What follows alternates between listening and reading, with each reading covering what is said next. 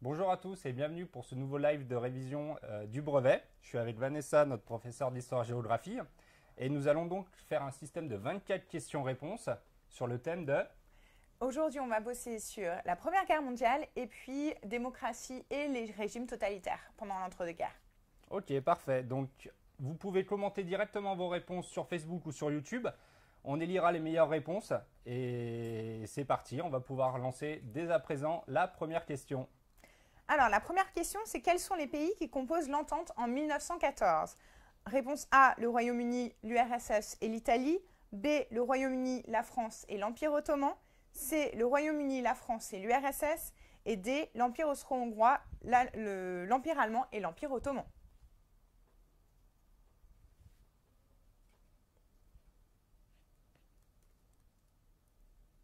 Alors, la bonne réponse est... Le Royaume-Uni, la France et l'URSS. Alors, rappelez-vous, en 1914, avec le jeu de toutes les alliances, les différents pays entrent en guerre. Donc en 1914, on a tout d'abord d'un côté l'entente, le Royaume-Uni, la France et l'URSS, et de l'autre côté, on va dire la triplice, avec l'Empire austro-hongrois, l'Empire allemand, et puis progressivement vont s'y adjoindre notamment l'Empire ottoman. Donc ça, c'est le début de la Première Guerre mondiale. D'accord. Alors, on va peut-être passer à la deuxième question, donc on t'écoute. La deuxième question, c'était qu'est-ce qu'une guerre de position? A, une phase offensive de la guerre. B, une guerre de tranchée. C, une guerre de déplacement rapide. Et D, une guerre industrielle.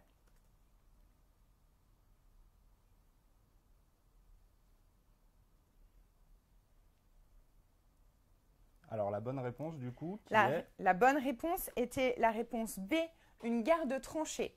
Alors, la guerre de position, c'est vraiment quand les soldats, pendant la Première Guerre mondiale, se fixent sur un espace donné. Ils vont donc creuser des fossés qu'on appelle des tranchées, et l'objectif, c'est de prendre la tranchée adverse. Et c'est vraiment, finalement, une avancée extrêmement minime. C'est une phase défensive de la guerre, contrairement à la guerre de mouvement, où là, on a vraiment une guerre offensive et où les déplacements sont rapides. D'accord. Bravo à Emmanuel Doucet qui a répondu en premier à cette question. Donc, troisième question.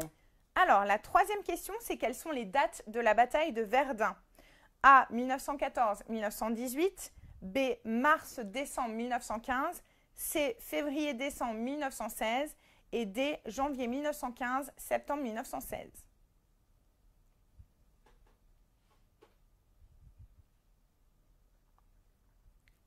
Et donc, la réponse est... La réponse, c'était la C, février et décembre 1916. La bataille de Verdun, elle est vraiment connue parce que c'est l'une des batailles les plus meurtrières pendant la Première Guerre mondiale. C'est vraiment une des batailles les plus fameuses concernant la guerre de position. On est donc dans la phase de tranchée et en effet, vous avez normalement dû étudier cette bataille pour donner un exemple de la guerre de tranchée. Très bien. Alors, on va passer tout de suite à la quatrième question. On t'écoute. La quatrième question, c'est quand l'armistice a-t-il été signé? Alors, A, le 8 mai 1917, B, le 11 novembre 1917, C, le 8 mai 1918 et D, le 11 novembre 1918.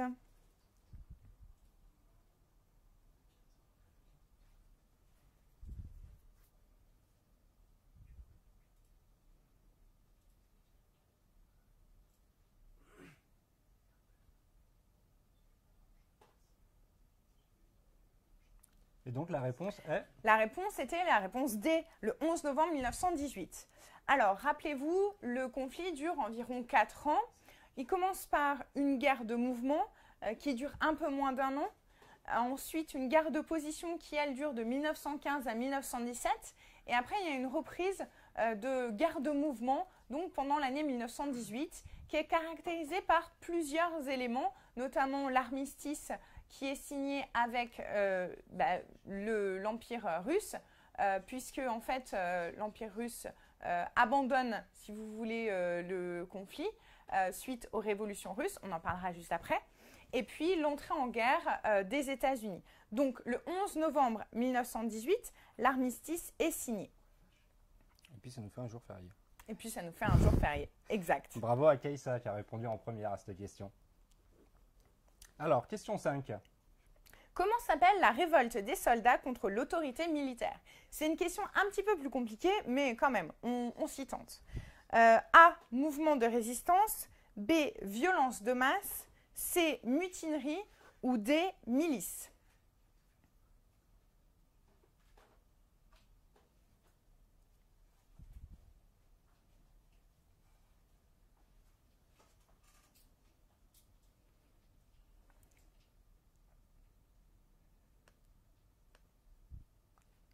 Et donc la réponse est? La réponse c'est C, les mutineries.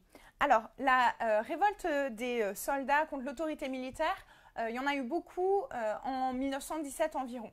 Les conditions de vie sur les tranchées, les conditions dans lesquelles les soldats se battent deviennent de plus en plus difficiles. Donc, ils commencent à se mutiner et donc à devenir des mutins.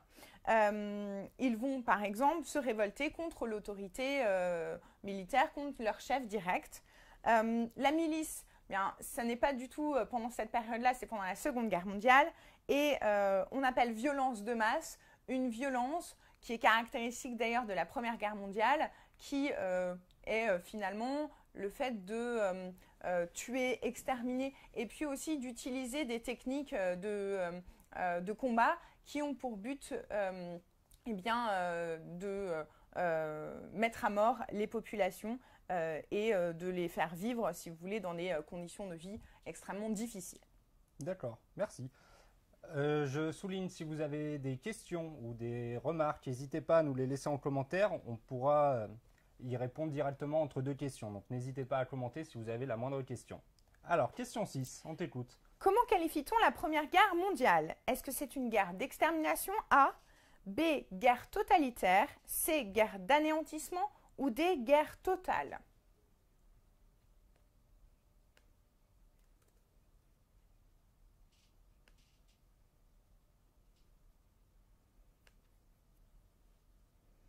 Et donc la bonne réponse est? C'est une guerre totale. Alors, quand on reprend un petit peu les différents éléments, une guerre totale, c'est une guerre dans laquelle toutes les ressources du pays sont utilisées pour la victoire. Alors les ressources, ça peut être les ressources psychologiques, ça peut être l'économie, ça peut être la politique, bien sûr, les armées. Tout est, si vous voulez, utilisé pour réussir à gagner. La guerre d'anéantissement, la guerre d'extermination, là, ça va plutôt être en lien avec la Seconde Guerre mondiale. Cette guerre où l'objectif est non pas de gagner, mais de détruire l'adversaire, de l'anéantir et donc de tuer en masse, si vous voulez, les populations. D'accord, merci. Donc bravo à Antoine Pouron et Hugo Ferry d'avoir répondu à ces questions de façon favorable. 7e question. Alors, la 7e question, c'est quel peuple était exterminé par l'Empire ottoman pendant la Première Guerre mondiale? Est-ce que c'est A, les Arméniens, B, les Turcs, C, les Juifs ou D, les Tziganes?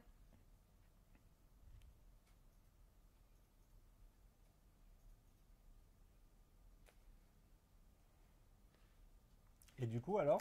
Alors, du coup, le peuple exterminé par l'Empire ottoman pendant la Première Guerre mondiale, ce sont les Arméniens. Alors, les Arméniens, c'est une population qui forme une partie de l'Empire ottoman. L'Empire ottoman, on a majoritairement des populations turques. Les Arméniens, ils sont catholiques et ils vont être notamment accusés par les Turcs de l'Empire ottoman d'avoir trahi, si vous voulez, l'Empire ottoman et de ne pas avoir combattu du côté de l'Empire ottoman, mais du côté des Russes. Du coup, les Arméniens vont notamment participer à de longues marches forcées et être tués. C'est ce qu'on appelle un génocide, c'est-à-dire le fait de tuer une population, un peuple, pour des raisons religieuses ou ethniques, etc., etc. Alors, on a eu une question sur YouTube, sur la question juste d'avant. Okay. Donc, quelle est la différence entre une guerre totale et une guerre totalitaire? Ok, guerre totalitaire, ça n'existe pas. En fait, totalitaire, c'est le terme que l'on va utiliser pour qualifier des régimes. Les régimes totalitaires, ce sont les régimes qui vont mettre en œuvre tout pour contrôler la population. On va par exemple avoir une économie gérée par l'État. Les populations vont être encadrées par des associations et on va avoir aussi un culte autour du chef, une propagande de masse, etc., etc. Donc le terme propagande, le terme totalitaire, il s'utilise en lien avec le régime et non pas la guerre, si vous voulez, totalitaire. Donc c'était juste un petit piège pour vous faire réfléchir, ce terme.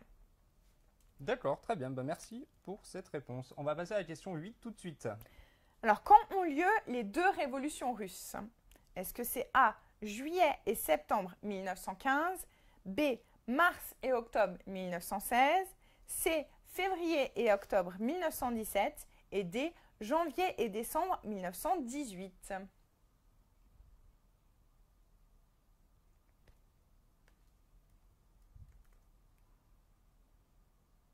Et du coup, la bonne réponse est… Alors, la bonne réponse, c'est la réponse C. C'est février et octobre 1917. Alors, si je vous replace un petit peu tous les événements, on est dans l'Empire russe, si vous voulez, qui est dirigé par un tsar. Le tsar, c'est en quelque sorte un roi. À l'époque, les populations souffrent de conditions de vie très difficiles, n'ont pas forcément toujours de quoi se nourrir et vont donc réclamer des réformes. Le problème, c'est que celles-ci n'arrivent pas. En février, une partie de la population, notamment les femmes, qui sont progressivement accompagnées par les soldats, vont se rebeller et faire une première révolution. Cette première révolution, elle s'explique parce qu'il y a réellement une pénurie. Donc les populations veulent manger et puis, par la même occasion, espèrent l'arrêt des combats, l'arrêt des conflits qui, pour eux, est finalement synonyme de pénurie. La révolution russe de février aboutit à la chute du tsar. On est donc encore dans ce qu'on appelle l'Empire russe et il y a une période entre février et octobre qui est une période où on a en quelque sorte un régime qui se met en place, qui a pour objectif de mettre en place des élections et donc un nouveau régime. Et finalement, cette période-là, période un peu tampon, c'est le moment qui va être saisi, si vous voulez, par les communistes. Et les communistes vont, à leur tour, créer une deuxième révolution. Et notamment leur chef, qui est à l'époque Lénine. Et cette deuxième révolution aboutit à la fin du régime provisoire et la mise en place d'un régime communiste. Alors, ils vont, dans un premier temps, reprendre certaines idées, notamment de Marx et Engels, et mettre en place, du coup, l'URSS. L'URSS naît à ce moment-là, si vous voulez. L'URSS qui signifie, si on peut juste rappeler. Alors, c'est l'Union des républiques soviétiques, et donc rassemblant, si vous voulez, la Russie et d'autres espaces aux alentours. Très bien, merci. On va passer tout de suite à la question 9, du coup. Il n'y a pas de question, donc okay. Allons-y. Alors, question 9, c'était combien de soldats sont morts pendant la Première Guerre mondiale? On avait A, 6 millions, B, 7,5 millions, C, 8 millions ou D, 9,5 millions.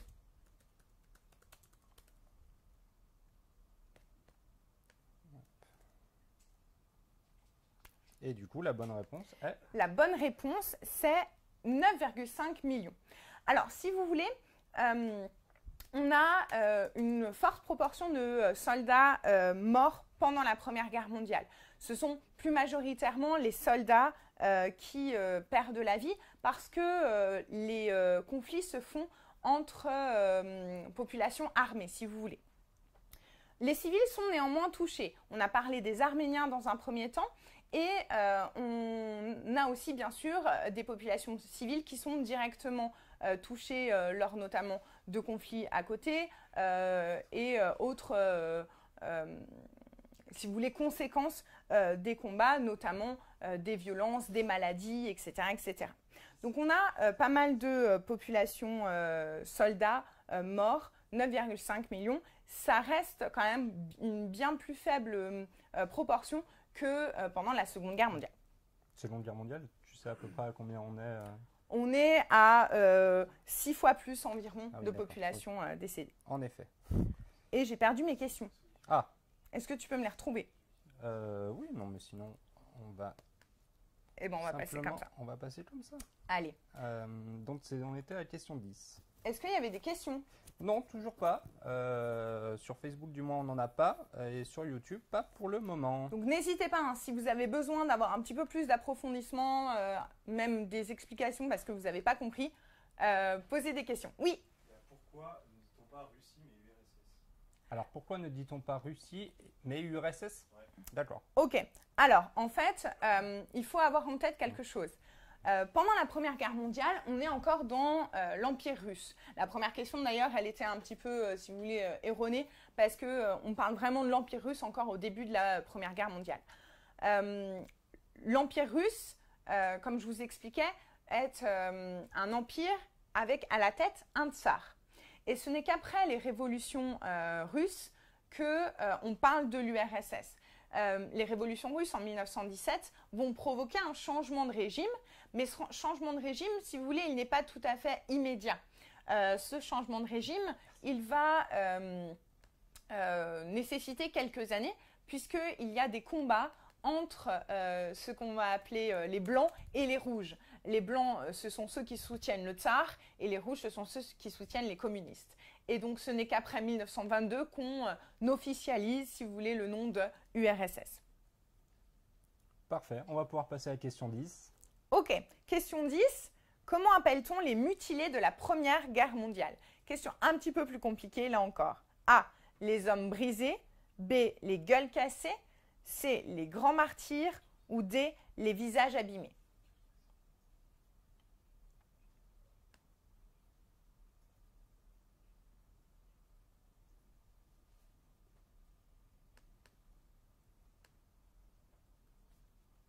Et la bonne réponse est? La bonne réponse, c'est bien sûr les gueules cassées.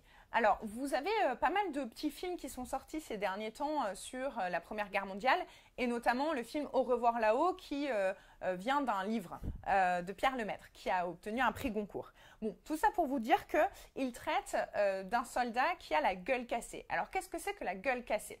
Ce sont, si vous voulez, les conséquences de l'utilisation de cette violence de masse pendant la Première Guerre mondiale. En fait, l'utilisation notamment des obus et puis les violences entre les différentes populations, l'utilisation d'armes, etc., a provoqué chez certains des soldats des déformations physiques. Et donc, on va avoir véritablement des soldats avec des bouts de corps manquants. Excusez-moi pour le terme pas très sympa, mais c'est ça. Et c'est finalement ce qui va donner lieu à des avancées dans la chirurgie. Ce sont justement les gueules cassées de la Première Guerre mondiale qui vont permettre en gros de nouvelles découvertes chirurgicales. D'accord, merci. Bravo à Sheba, Célia et Hugo qui ont bien répondu sur Facebook. Alors, on avait une question en parallèle de retour sur la Russie.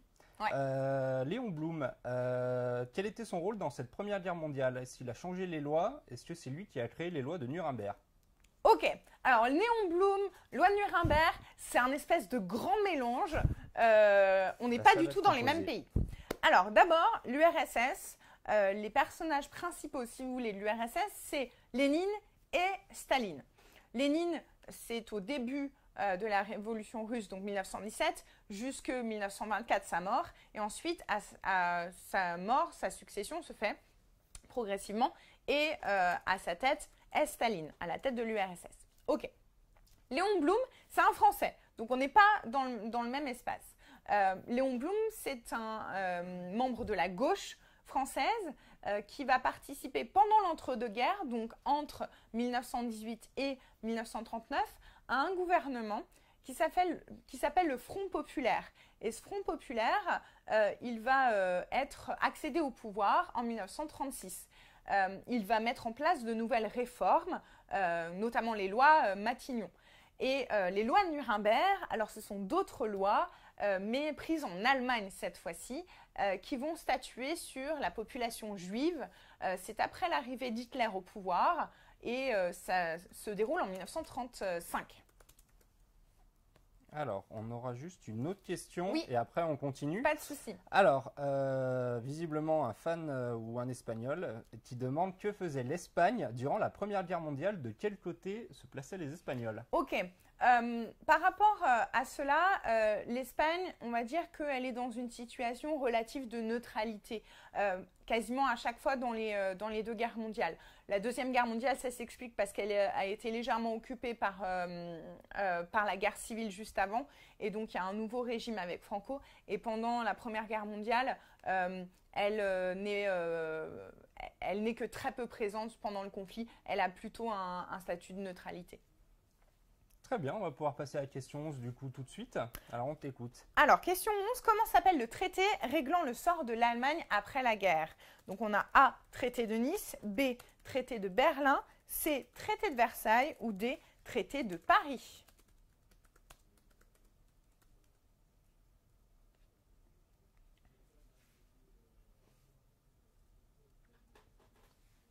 Et du coup, la bonne réponse est… La bonne réponse était le traité de Versailles.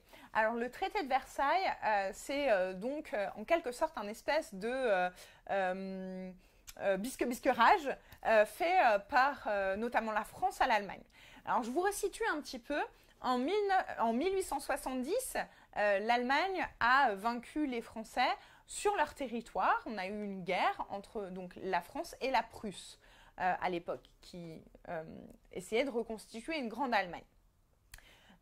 En 1870, justement, la reconstruction de cette grande Allemagne se fait en France, à Versailles. Donc, c'est finalement la constitution de l'Allemagne entière qui est signée en France. Ce qui est un petit peu bizarre, mais c'est en quelque sorte un pied de nez aux Français parce qu'ils ont été vaincus par les Prussiens et les Allemands.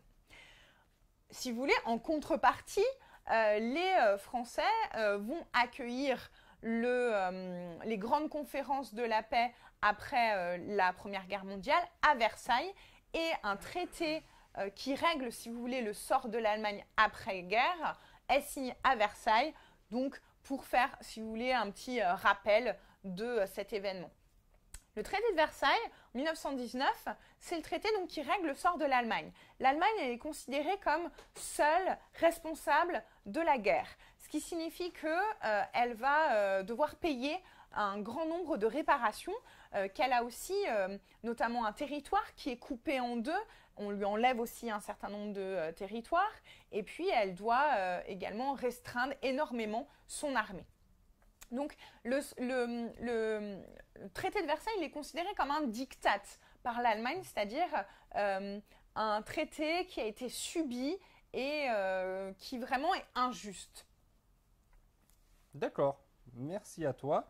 On a une question d'Elena G sur YouTube qui veut absolument savoir la définition de déportation. Ok, la déportation, c'est le fait d'obliger une population à partir de son lieu d'habitation pour, en général, aller soit dans un camp de concentration, soit dans un camp d'extermination, donc en gros pour être retenu prisonnière. Donc la déportation, c'est vraiment le fait de quitter son lieu de vie pour accéder à un lieu d'emprisonnement. C'est parfait. On va pouvoir passer à la question 12 tout de suite. Comment s'appelle l'organisation mondiale créée en 1919? Est-ce que c'est A, l'ONU, B, la SDN, C, le FMI ou D, l'OTAN?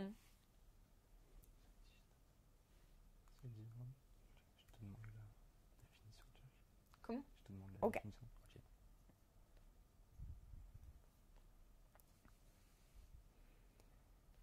Et bah, du coup, on va pouvoir passer à la réponse. Donc, c'est la réponse B, la SDN. Alors, pour vous expliquer un petit peu tous ces cycles qui vous semblent peut-être un peu bizarres. Déjà, retrouvons la bonne réponse. La SDN, c'est la Société des Nations. Cette Société des Nations, c'est, si vous voulez, une création en 1919 qui a été un petit peu insufflée par les États-Unis, et notamment Woodrow Wilson. Son objectif, c'est de créer une espèce d'organisation des pays qui serait garant de la paix. Bon, Woodrow Wilson, il est à l'origine de cette organisation, mais les États-Unis refusent d'y être intégrés. Donc, si vous voulez, la SDN, déjà, elle se tire un petit peu une balle dans le pied dès sa naissance. Pour vous situer les autres, l'ONU, c'est l'Organisation des Nations Unies. En quelque sorte, la nouvelle organisation qui a été créée après la Seconde Guerre mondiale pour remplacer la SDN. C'est un petit peu la nouvelle SDN qui, là encore, est chargée de maintenir la paix. On en parlera un petit peu plus tard. Le FMI, c'est le Fonds monétaire international qui, lui, est chargé de vérifier, de réguler, si vous voulez, le marché financier, donc les capitaux, de réguler notamment les échanges financiers entre les pays. Même chose que pour l'ONU et aussi que pour l'OTAN, c'est une organisation qui a été créée après la Seconde Guerre mondiale. Et l'OTAN, c'est l'organisation du traité de l'Atlantique Nord. C'est une association militaire entre les pays d'Europe et les États-Unis et le Canada. Ok, merci à toi. Donc on arrive à la moitié de ce live quiz. On va répondre à 2-3 questions qui arrivent sur Facebook et sur YouTube. Alors, pour rester donc du coup dans je suis perdu. Ce sont les jeux du direct. L'ASDN. Alors, pourquoi l'ASDN n'a-t-elle pas perduré dans le temps? Ok, alors là j'ai un petit peu commencé à répondre à la question. L'ASDN, elle n'a pas perduré parce qu'elle n'a pas les moyens, si vous voulez, de maintenir la paix. L'entre-deux-guerres, c'est une période qui est très délicate pour plusieurs raisons. Déjà, dans un premier temps, les États-Unis choisissent de rester isolationnistes, c'est-à-dire de finalement ne plus s'occuper des affaires du monde et de s'occuper que de leurs petites affaires et de celles du continent américain. Donc, ils choisissent de ne plus se mêler des conflits mondiaux. Donc, ils refusent de faire partie de la SDN. Dans un deuxième temps, la SDN, elle souffre finalement d'une organisation qui ne lui permet pas réellement de faire face à de nouvelles difficultés. C'est pour ça que, par exemple, lors du développement du fascisme et du nazisme en Europe, elle ne va pas parvenir à y mettre fin ou même à contester ce développement. Je vous donne un exemple. Hitler, après son arrivée au pouvoir dans les années 30, donc il arrive au pouvoir en 1933, Hitler, lui, va progressivement remilitariser l'Allemagne et va conquérir progressivement des terres aux alentours. Et lors de la conférence de Munich, notamment la France et le Royaume-Uni sont incapables de forcer Hitler à abandonner ses annexions. Notamment, il va annexer l'Autriche et la partie qu'on appelle les Sudètes, qui est une partie de la Tchécoslovaquie. Donc, ce qui explique que l'ASDN, à cette époque-là, c'est un organisme un peu fragilisé dès le début. Alors, une autre question. Est-ce que Lénine avait des liens avec Staline et est-ce qu'il savait qui allait lui succéder?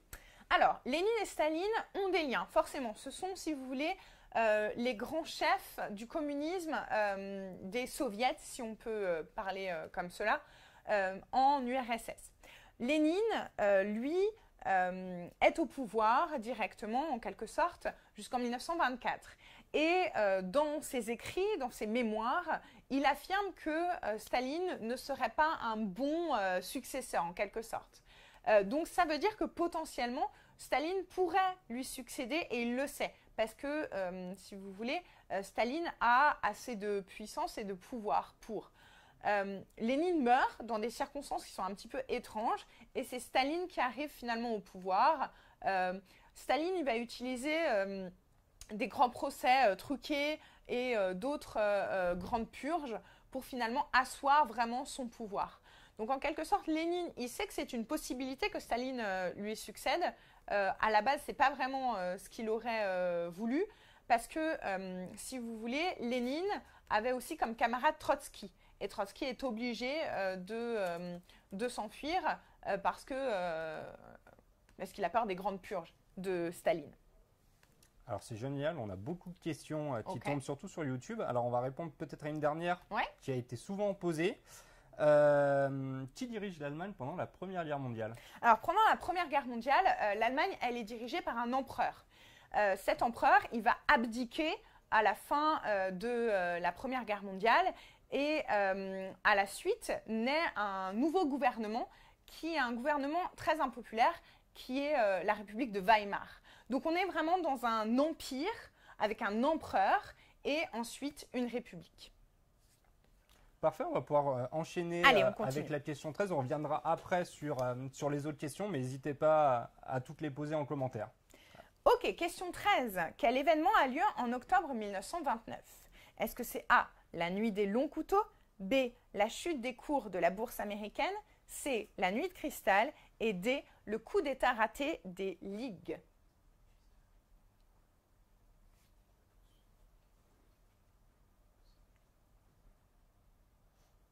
Et du coup, la bonne réponse est… La bonne réponse était la B, la chute des cours de la bourse américaine. Alors, tous ces événements ont vraiment eu lieu.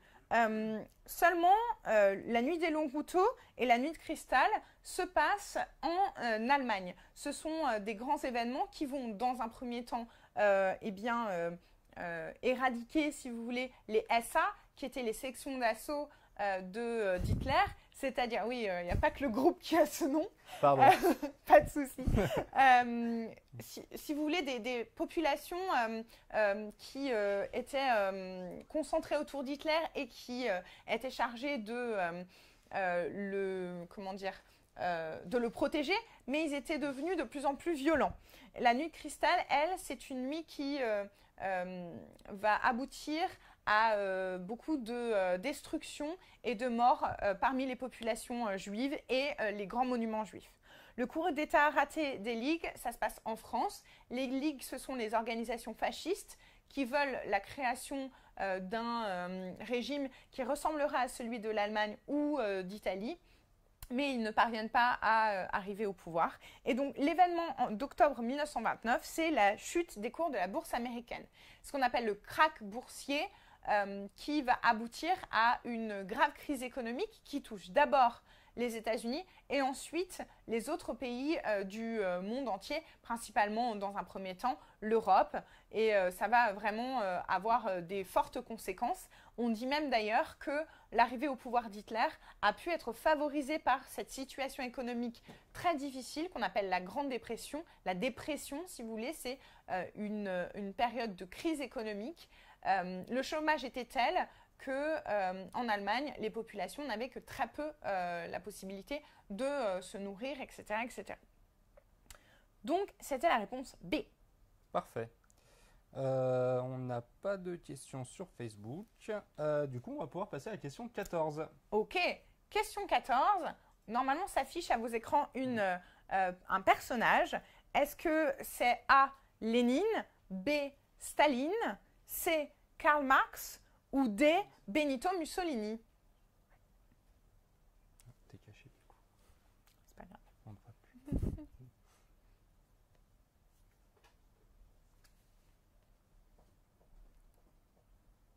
Et du coup, qui est ce monsieur? Alors ce monsieur, eh bien c'est Lénine. On en parlait justement tout à l'heure. C'est donc, on va dire, la personne qui va développer le communisme en URSS. Et c'est lui qui est l'instigateur de la deuxième révolution russe en octobre 1917. D'accord, donc bravo à Antoine Pouron qui a bien répondu à cette question. On va pouvoir passer donc à la question 15 dès à présent. Allez, question 15. Comment s'appelle la mise en commun des moyens de production et d'échange? Est-ce que c'est A, la centralisation, B, la collectivisation, C, l'industrialisation ou D, la délocalisation?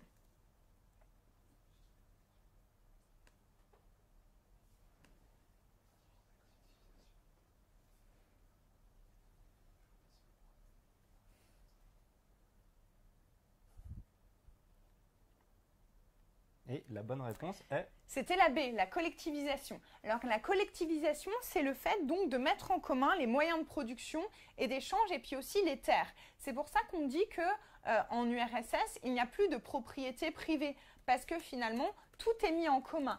Et on crée donc de grandes, si vous voulez, usines et de grandes fermes qui vont être collectives. C'est là où on va se prêter notamment eh bien, les machines, les tracteurs, etc., etc.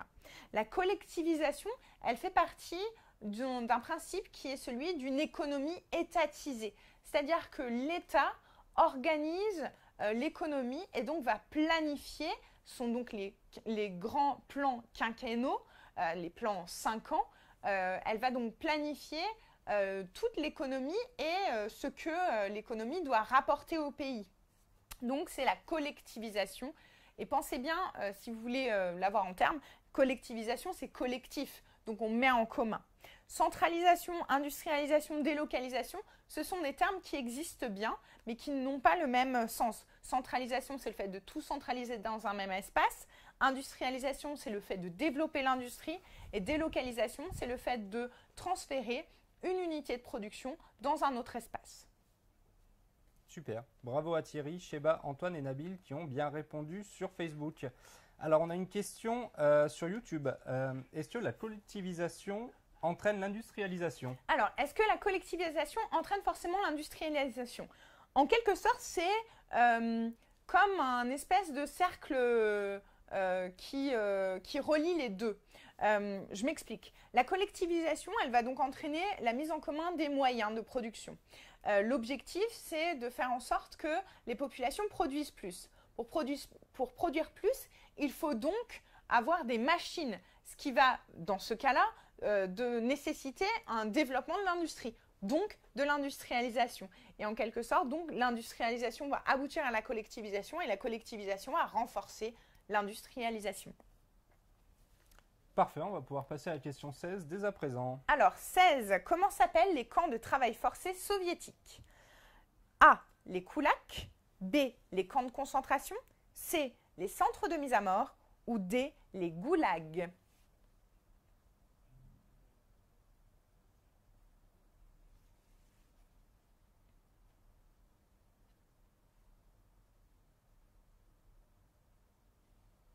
Et du coup, quelle est la bonne réponse? La réponse était la réponse D, les goulags. Faites attention parce que les deux termes A et D, koulak et goulag, sont très similaires et souvent on les confond.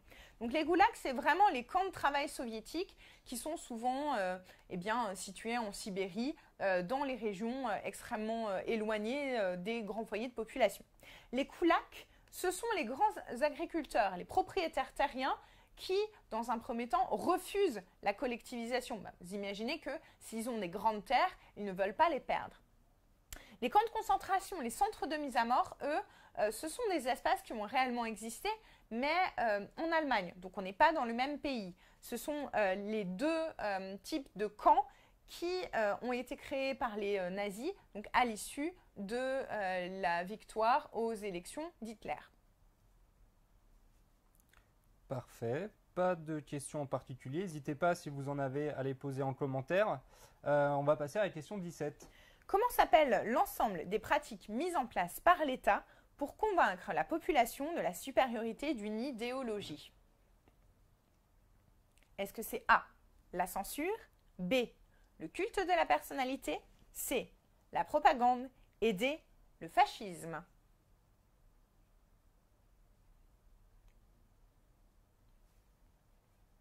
Et du coup, la réponse est... La réponse était C, la propagande.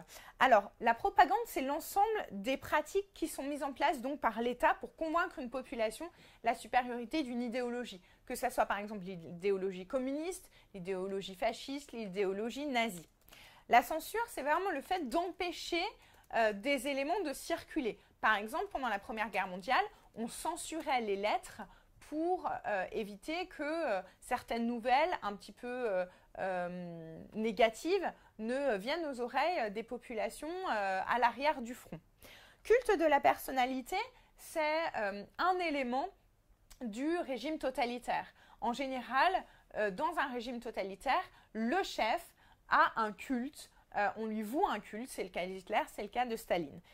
Et finalement, le fascisme, c'est un des régimes qui vont se développer parmi donc, les nazis, les communistes. On a les fascistes qui concernent plutôt l'Italie de Mussolini.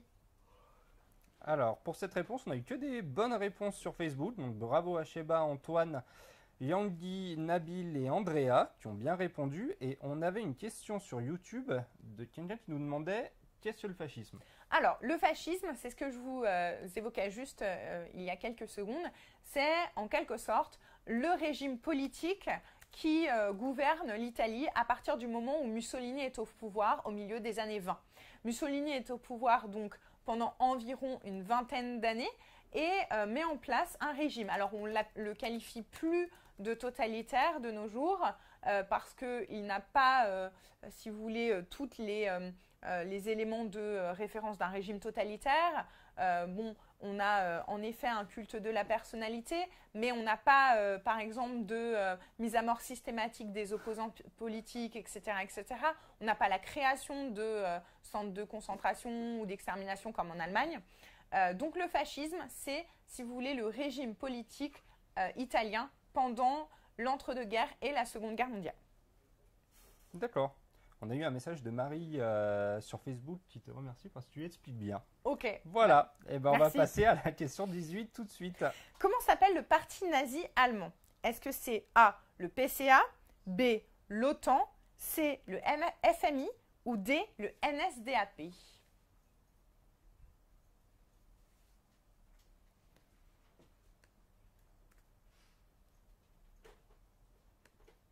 Alors du coup, Donc c'est la réponse D, le NSDAP. Ça correspond finalement au Parti national socialiste. C'est le nom du parti d'Hitler. Les autres, l'OTAN et le FMI, ce sont des organisations qui existent réellement, mais qui existeront après-guerre. Donc le parti nazi allemand, c'est le NSDAP, il faut le garder en tête. PCA, je crois que j'ai marqué ces lettres au pif. on n'a pas d'explication. D'accord.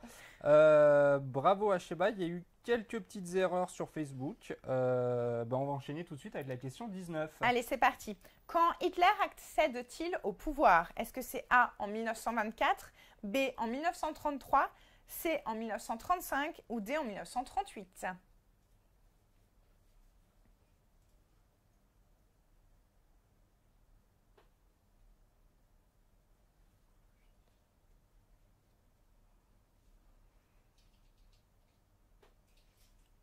Alors je crois que tu avais donné la réponse tout à l'heure dans une des explications, mais du coup la bonne réponse c'est… B, 1933. Et oui, 1933, c'est l'arrivée au pouvoir d'Hitler. En fait, Hitler, il arrive au pouvoir légalement parce que finalement, il a été élu, ou du moins son parti a été élu lors des élections législatives. Et donc le président allemand est obligé, en quelque sorte, d'appeler Hitler pour avoir le poste de chancelier, en quelque sorte. Donc finalement, Hitler arrive au pouvoir légalement. Et c'est le seul, par exemple, entre Mussolini et entre Staline, eux, ils arrivent au pouvoir par la force. Hitler est le seul à arriver au pouvoir légalement. Merci à toi. Alors on va avoir une question sur YouTube. On va revenir à la Russie, du coup. Ouais. Il y a Lénine et Staline, mais pourquoi Lénine n'aimait pas Staline? Je savais pas qu'il y avait… Alors, Lénine n'aimait pas Staline parce qu'il le trouvait trop violent, trop… comment dire? Il n'aimait pas ses pratiques. Lénine voulait, dans son idéologie, mettre en place un régime qui serait vraiment, en quelque sorte, adapté du communisme de Karl Marx. Bon, dans les faits, il n'y est pas arrivé. Staline, lui, a finalement dérivé un petit peu de l'objectif de Karl Marx, du communisme réel. Et c'est pour ça qu'on ne dit plus, à l'arrivée de Staline au pouvoir, que c'est un régime communiste. On dit plutôt que c'est un régime stalinien ou soviétique.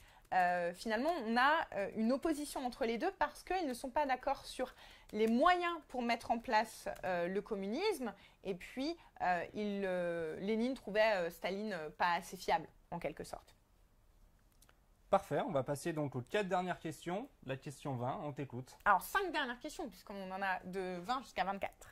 Comment s'appelle la police C'est la digestion. politique, pas de souci, police politique du régime Eh ben. nazi?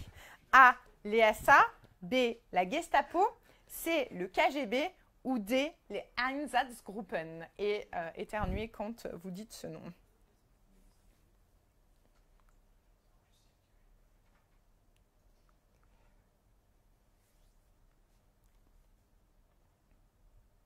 Et du coup, la bonne réponse était… La bonne réponse, eh bien, c'était la B, la Gestapo. C'est la police politique du régime nazi. Le KGB, c'est en quelque sorte le même système, sauf que c'est en URSS. Les SA, j'en ai parlé tout à l'heure, ce sont les sections d'assaut qui étaient dans un premier temps là pour protéger Hitler. Les Einsatzgruppen, eux, ce sont les groupes d'extermination qui vont suivre l'armée allemande pendant la Seconde Guerre mondiale et qui vont tuer notamment les populations slaves sur le front de l'Est. Alors, sur Facebook, bravo à Cynthia, Yangui et Andrea. On va pouvoir passer à la question 21. Donc 21, comment s'appelle la loi antisémite de 1935 ? A. Les ordonnances anti-juives. B. Les lois de Berlin. C. Les lois de Nuremberg. Ou D. Les statuts des Juifs.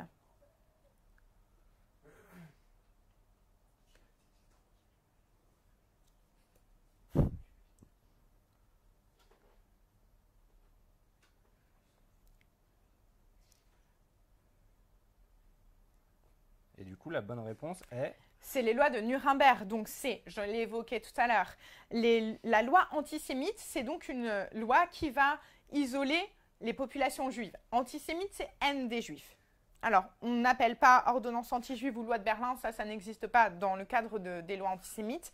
Statut des juifs, en gros, là, ça sera pour la France. On aura en effet des statuts des juifs pour la France. Il y a plusieurs lois antisémites. Les lois de Nuremberg en 1935 et les ordonnances de 1938 qui vont progressivement isoler les populations juives du reste des populations allemandes. Et donc, par exemple, les populations juives ne pourront plus se marier avec des populations allemandes, ne pourront plus pratiquer un certain nombre de métiers, etc., etc. Alors, on a une question sur Oui. YouTube. D'une personne nous demandant s'il y a eu des camps de concentration pendant la Grande Guerre. Alors, camp de concentration pendant la Grande Guerre, c'est-à-dire pendant la Première Guerre mondiale. Non, il n'y a pas eu de camp de concentration parce que, justement, on n'est pas dans l'optique d'anéantir les populations. Il va y avoir bien sûr des prisonniers, mais on ne va pas avoir cette même logique. Le camp de concentration, c'est vraiment un camp qui va notamment être un camp de travail pour les populations qui sont refusées par le régime ou que ce soit en fait les populations juives, les populations tziganes, etc., etc. Ça a lieu pendant la Seconde Guerre mondiale. Pendant la Première Guerre mondiale, on n'a pas ce genre de structure. Eh bien, c'est parfait. On va pouvoir passer à la question 22 tout de suite. Alors, question 22. Quel événement marque l'entrée dans la Seconde Guerre mondiale ? A. L'arrivée d'Hitler au pouvoir. B. L'invasion de l'Autriche. C. L'incendie du Reichstag. Ou D. L'invasion de la Pologne.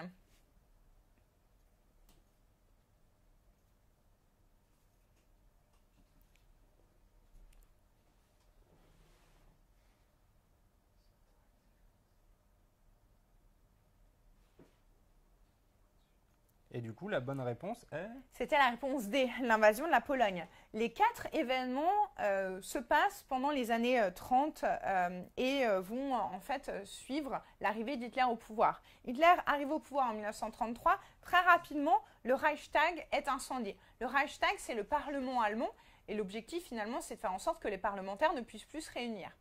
C'est à partir de ce moment-là aussi où les autres partis vont être condamnés et interdits. À la fin des années 30, donc 38 et 39, Hitler et les armées allemandes envahissent l'Autriche et puis la Pologne. Mais c'est véritablement l'invasion de la Pologne qui va marquer l'entrée de la Seconde Guerre mondiale parce que la Pologne, en fait, va être l'objet d'un traité entre l'Allemagne et l'URSS. L'Allemagne et l'URSS vont envahir tous les deux en même temps la Pologne, chacun de leur côté, parce que l'URSS voulait récupérer des parties de son territoire qui avaient été utilisées pour créer la Pologne, si vous voulez. On a créé la Pologne à la fin de la Première Guerre mondiale. Et à la fin de la Première Guerre mondiale, on avait amputé en quelque sorte l'Empire allemand et l'Empire russe d'un certain nombre de territoires pour créer la Pologne. Et les deux pays veulent donc récupérer ces parties de leur territoire et donc envahissent la Pologne en même temps. Et par là encore, le jeu en quelque sorte des alliances, la Pologne va être aidée par notamment le Royaume-Uni et la France.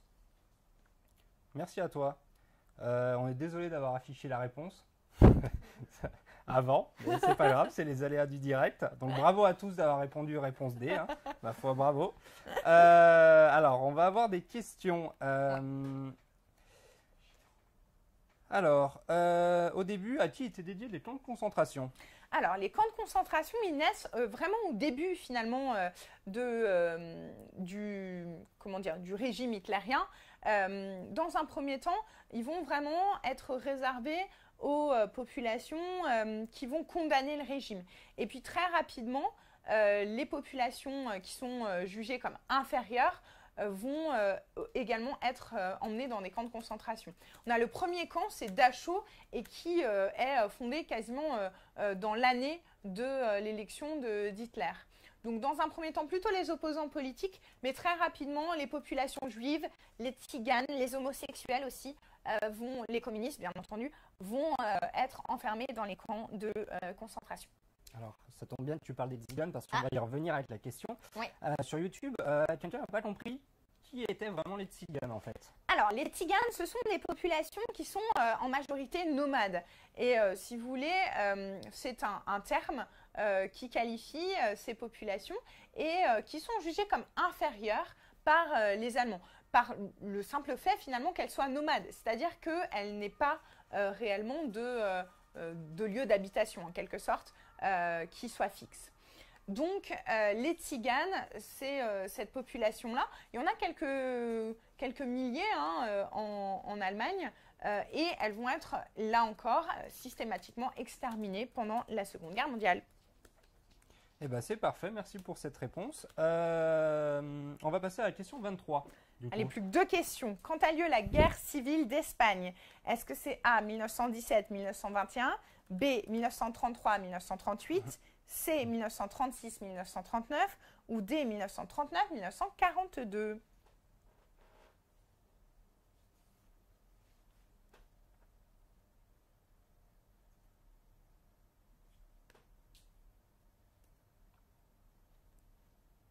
Alors, cette guerre civile d'Espagne, elle a lieu quand? 1936-1939.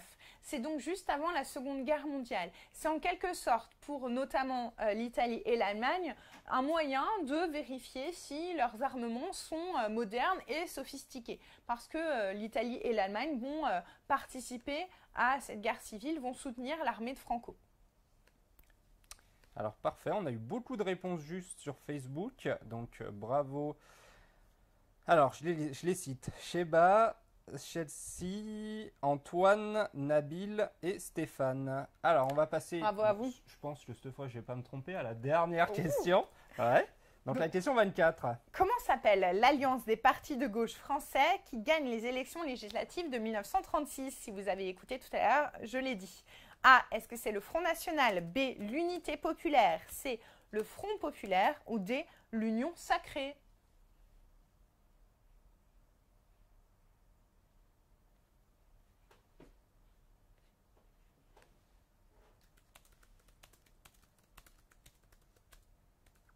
Et du coup, alors la bonne réponse était? C'est la réponse C, le Front Populaire. C'est donc l'association de plusieurs partis de gauche, notamment les radicaux, les communistes et puis le Parti socialiste français, qui vont se réunir de manière à relancer l'économie française. On est après le krach boursier de 1929. Les conséquences sont apparues en France dans les années 30-31. Et à partir de 1934, ces 3 partis se réunissent pour gagner aux élections législatives, donc avoir leur place au Parlement. Et à l'issue de leur victoire, c'est Léon Blum qui est nommé chef du gouvernement et qui met en place un certain nombre de mesures, de réformes. Ce sont les grandes réformes du Front populaire. Parmi celles-ci, on a un abaissement du temps de travail, les congés payés, etc., etc. Bravo à tous, on arrive à la fin de ce quiz. Alors, on va pouvoir nommer ceux qui ont remporté donc, ce quiz donc, sur Facebook. Un grand bravo à Sheba Kilili qui à chaque fois a répondu quasiment juste à tout. Donc bravo à elle. Bravo. Et sur YouTube, à Krillin Dragon Ball Z, un fan de la série. Voilà, donc bravo à tous. On va passer à présent aux questions. Si vous avez des questions sur le quiz qui vient de se passer. On a notamment donc quelqu'un qui te demande de réexpliquer ce qu'est le génocide arménien. Ok, alors le génocide arménien, si on reprend un petit peu les éléments, ça se passe donc dans l'Empire ottoman. L'Empire ottoman, ça correspond plus ou moins à une grande partie de la Turquie et une partie du Moyen-Orient actuel, du Proche-Orient. Les populations turques, qui sont à l'époque en majorité musulmanes, vont finalement condamner les Arméniens parce qu'ils les ont trahis selon leurs pensées. Dans les faits, on ne peut pas assurer que c'est vrai, hein, mais ils les condamnent, ils les critiquent parce qu'ils les auraient trahis et auraient fait en quelque sorte alliance avec l'URSS. Pardon, avec l'Empire russe, puisque l'URSS n'existe pas encore à cette époque-là. Donc, le fait est que l'Empire ottoman va faire un génocide, c'est celui donc de la population arménienne à majorité catholique. Ce génocide, il se passe notamment par de grandes marches forcées qui emmènent les Arméniens notamment dans le désert et les Arméniens sont ensuite tués. Voilà, il y a une grande partie, la moitié à peu près de la population arménienne de l'Empire ottoman qui est tuée lors de ce génocide. Alors, une autre question. Concernant les violences de masse, est-ce que ça concerne les soldats ou les civils? La violence de masse pendant la Première Guerre mondiale, ça correspond à la fois aux soldats et aussi aux civils, parce que les civils vont forcément être touchés par cette violence de masse, ne serait-ce que par les grandes destructions qui ont lieu pendant la Première Guerre mondiale, par aussi les effets sur leur vie quotidienne, le fait qu'on est dans une économie de guerre, etc., etc. Donc ça touche à la fois soldats et civils. D'accord. Alors, on va avoir des questions, mais qui sont très généralistes. Donc, si tu pouvais répondre assez brièvement. Une première personne qui demande d'expliquer ce qu'est la guerre civile en Espagne. Ok, la guerre civile en Espagne, c'est une guerre qui a lieu entre Franco, qui est en quelque sorte un dictateur, et puis les populations qui veulent conserver le régime tel qu'il est, qui est plutôt un régime républicain. Et Hitler essaye de faire un coup d'État. Et en gros, après cet événement, on a une guerre civile qui va mener à la victoire de Franco au pouvoir et donc qui va installer une dictature. Parfait. Autre question, donc comment Hitler est arrivé plus ou moins dans l'histoire? Hitler, il est arrivé dans l'histoire parce que dans les années 1920, il a élaboré une idéologie qui est donnée dans Mein Kampf. Et finalement, son parti, le parti nazi, va avoir de plus en plus d'adeptes parce que dans l'entre-deux-guerres, l'Allemagne subit vraiment de grandes difficultés, notamment suite au krach boursier de Wall Street en 1929.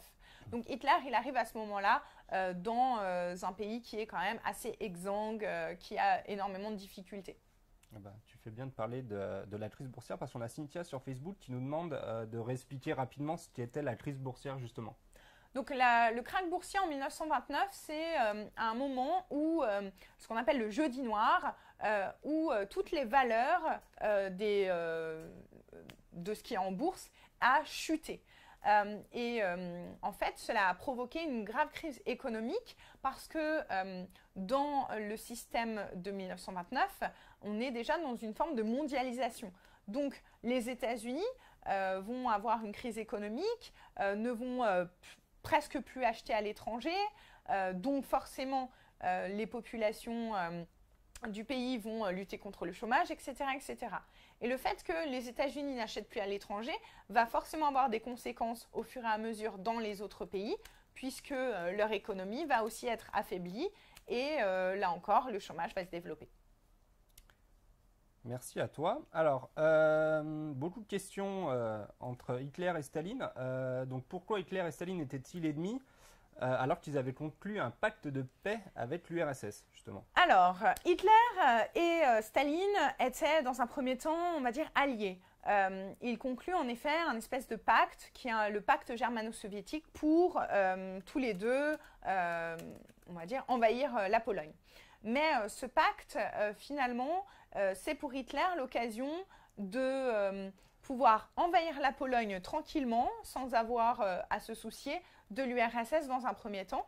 Et donc, c'est l'occasion pour lui d'aller vraiment facilement envahir l'ouest de l'Europe, la France, et il a aussi comme objectif le Royaume-Uni. Donc ce pacte germano-soviétique, c'est en quelque sorte le fait de garder ses ennemis plus proches de soi et de faire en sorte qu'il n'ait pas à s'occuper de l'URSS dans un premier temps. C'est que dans un deuxième temps, une fois que la France est envahie, qu'il n'arrive pas à envahir le Royaume-Uni, qu'il va envahir l'URSS.